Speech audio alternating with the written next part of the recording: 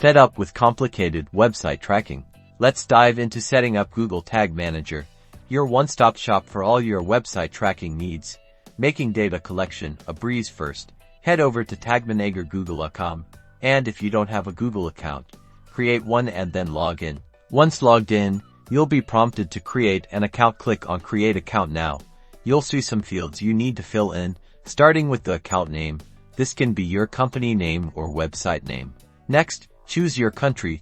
This relates to the address of the office. Then, you need to create a container. Think of this as your website's tracking home base. Give it a descriptive name, like your website's URL. You'll be asked to select the target platform. Choose web since we're setting this up for a website. Then, click Create. You'll agree to the terms and conditions. Then you'll see your GTM code.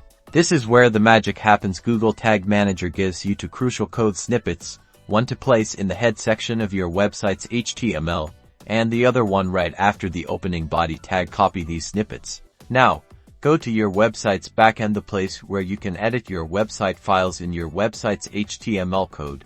Find the head section and paste the first snippet there. Then, locate the opening body tag and paste the second snippet immediately after it. Don't worry if all of this sounds like a lot. Each website is different. Some might have built-in tools or plugins to make this even easier. After you've installed the code snippets, you'll want to create your first tag. Head back to GTM, navigate to Tags, and select New in Tag Configuration. You will select the tag type you want to use. This is where the fun begins.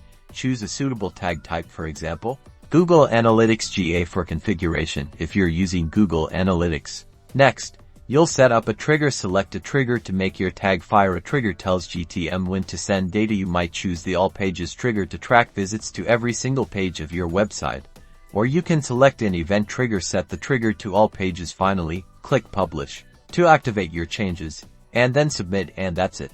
You've now successfully set up Google Tag Manager. You can now start tracking important data to improve your website and achieve your goals.